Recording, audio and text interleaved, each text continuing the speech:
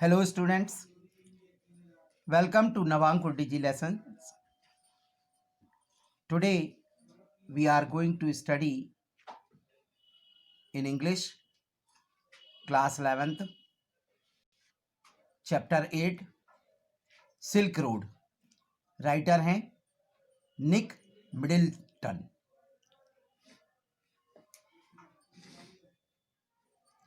Silk road यह एक कहानी है. इस कहानी में यह सारांश लेखक की यात्रा के बारे में है जो राबू की ढलानों से माउंट कैलाश तक की यात्रा होती है.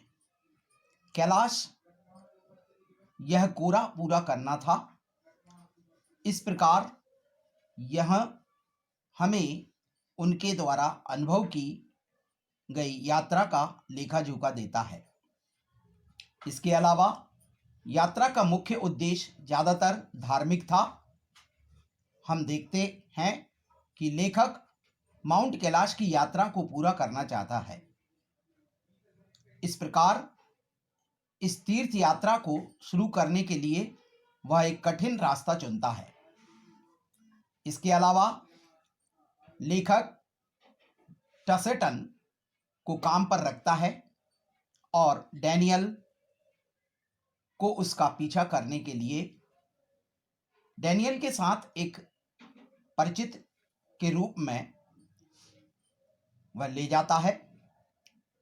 नतीजतन हम सिल्क रोड के माध्यम से उनकी यात्रा और उनके अनुभव के बारे में सीखते हैं. उन्होंने उल्लेख किया है कि पहाड़ी इलाके लोग कैसे संवेदनशील हैं. लेखक ने मानसरोवर झील और डार्चेन झील की सुंदरता देखी. इसके अलावा वह बहुत कठिनाइयों का सामना करता है लेकिन अपने निर्विवाद विश्वास के कारण तीर्थ यात्रा को पूरा करने में सक्षम है. कहानी में लेखक निक मिडिल्टन सिल्क रोड में माउंट कैलाश की अपनी यात्रा का वर्णन करते हैं. अपने कोरा को पूरा करने के लिए लेखक माउंट की यात्रा करना चाहता है. इस प्रकार वह टसेटन को काम पर रखता है ताकि वह उसे पर्वत तक ले जाने के लिए किसी को प्राप्त करे. जब वह लहामो के साथ भाग ले रहे थे तब उन्हें एक लंबी आस्तीन वाला चर्मपत्र कोट मिला. सहचार प्राप्त करने के लिए लेखक डैनियल को अपने साथ ले जाता है. अपनी यात्रा शुरू करने पर टसेटन दक्षिण पश्चिम में एक शॉर्टकट लेता है. वह कहते हैं कि यह माउंट कैलाश के लिए एक सीधा रास्ता है.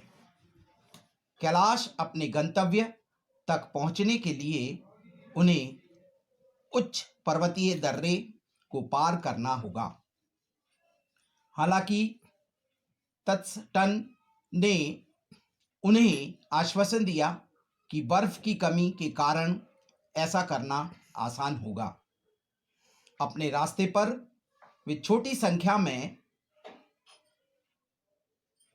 जंगली गधे और चरवाहों के झुंड के माध्यम से पार करते हैं जो झुंडों को झुका रहे थे. पहाड़ी पर पहुंचने पर वे अंधेरे तंबू देखते हैं. वे सीखते हैं कि वे खानाबदोशों के घर में थे और एक तिब्बती मास्टिफ टेंट की रखवाली करते थे. जब वे टेंट के पास पहुंचे तो बड़े बड़े जबड़े वाले कुत्ते उनकी कार के पीछे दौड़े.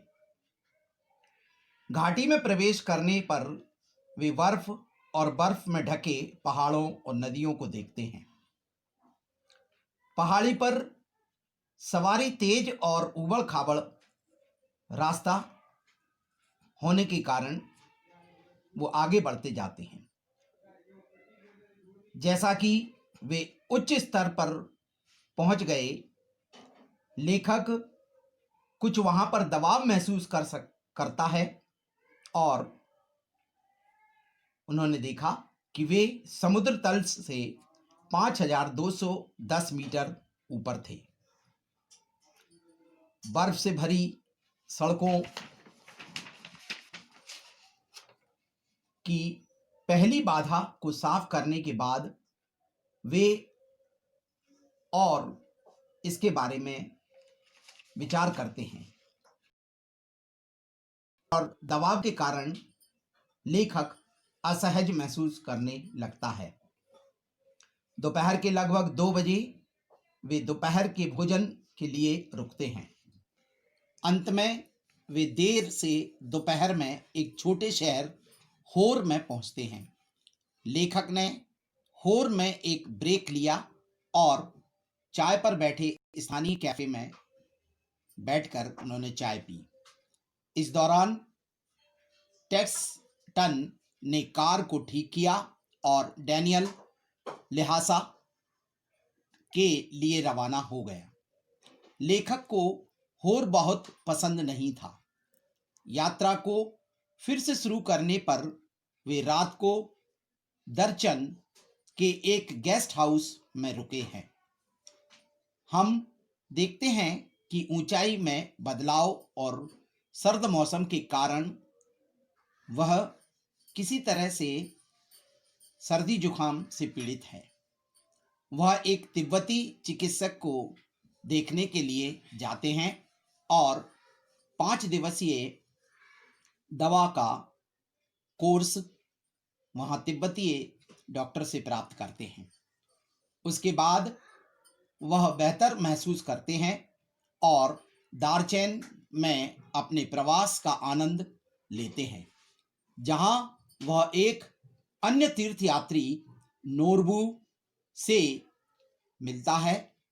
चूंकि दार्चीन के पास कोई तीर्थयात्री नहीं था, लेखक राहत पाता है और अपने साथ तीर्थयात्रा को पूरा करने का फैसला करता है।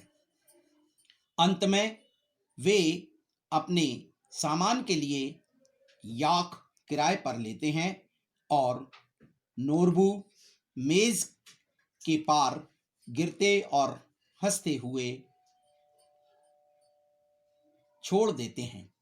नोरबू का कहना है कि यह उसके लिए संभव नहीं होगा और उसके पास एक बड़ा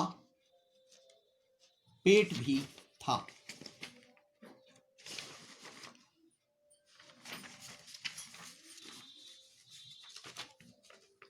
नोरबू कई वर्षों से बौद्ध साहित्य के विभिन्न कार्यों में कैलाश कोरा और इसके महत्व के बारे में अकादमिक पत्र लिख रहे थे, लेकिन उन्होंने वास्तव में कभी ऐसा नहीं किया था।